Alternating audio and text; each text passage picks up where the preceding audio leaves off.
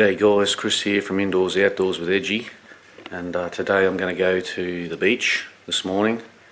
I think low tide's about 9 AM. I'm going to hop in the water, do some underwater detecting with my Deteknix Scuba Tector and the arm that I made for it. So I'm just going to walk around in the water, see if we can get any targets, see if we can find any treasures. So come along, we'll go and get some.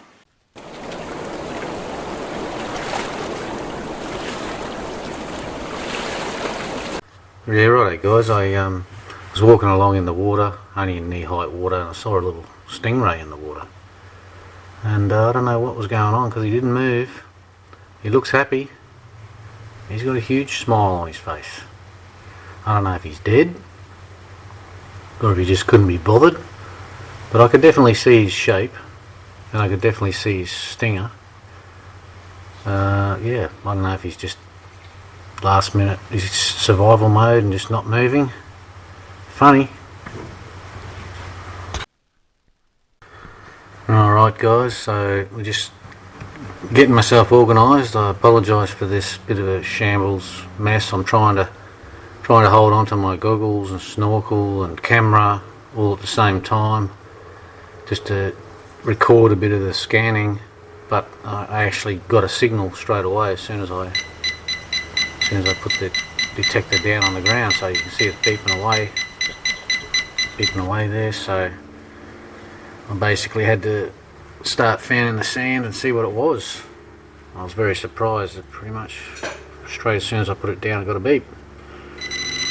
But I'm in about waist height water and walking along with the detector, scanning just like a normal metal detector, just with that handmade handle. It's pretty good actually because it allows me to walk around, walk and scan, so I don't actually have to swim, because when you're carrying all this stuff and you're trying to swim and all that sort of stuff, when you're swimming you got to be able to reach the bottom as well, so I can actually get deeper in deeper spots when I'm walking. I can get out to my chest and just scan around type of thing. Otherwise, if you want to get out in the deeper water, you've got to have pretty much scuba gear to get down the bottom. And I was using my weight belt with 5 weights on it, and it still wasn't really holding me down too well. So I don't know, might have to strap a couple of 20 kilo plates to my back, hold me down proper. Anyway, you can see all the crap I got in my hand. Got the camera. I'm trying to put the goggles on now,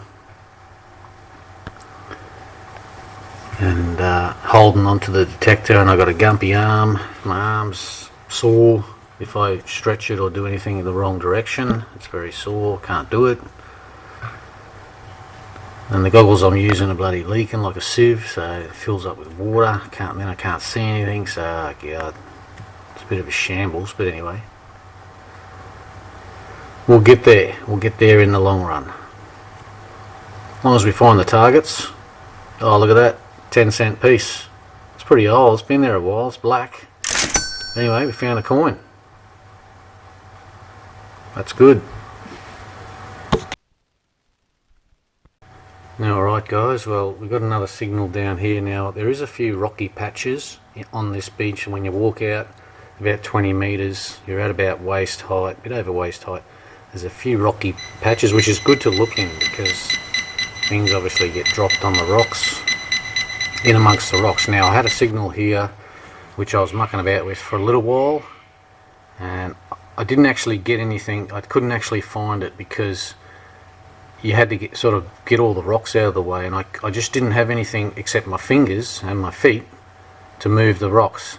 So what I'll do is next time I go there to this beach, I'll take a little digging tool, crevicing tool, so that'll allow me to dig the rocks out and hopefully get underneath the rocks, because it was a slow beep, and that means that it's a little way down.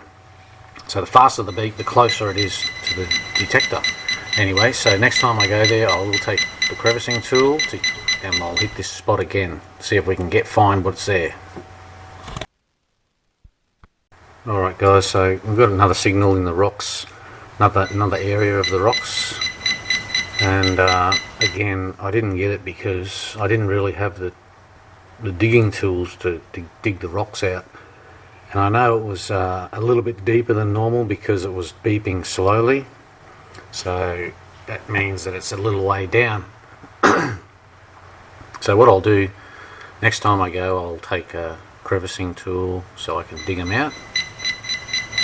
And so I had a signal there, and I was just moving some rocks by hand, fanning with my hand, getting the sand out, trying to get down, and it was a bit tricky. So it tells me that it's either a small target, quite a small target, or it's moving around, or it's moving that it's in a different spot, or it's sitting differently, so the detector's struggling to pick it up. But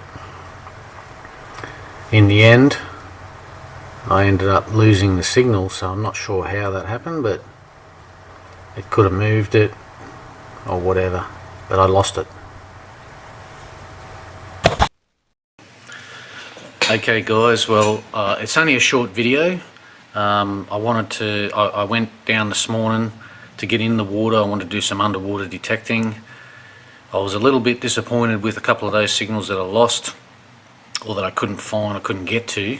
So if I go back down tomorrow morning, I'll take some digging tools and I'll try and hit those same targets that are still there, obviously, and I'll see what they are, basically. But I just wanted to do a short video just to show you guys what I'm up to. I'm still doing the underwater detecting. I'm still trying to find some treasures under the water, and just going to different beaches and so forth. Just trying everywhere, all the time, see how I go. But it was about an hour. I was in the water for about an hour.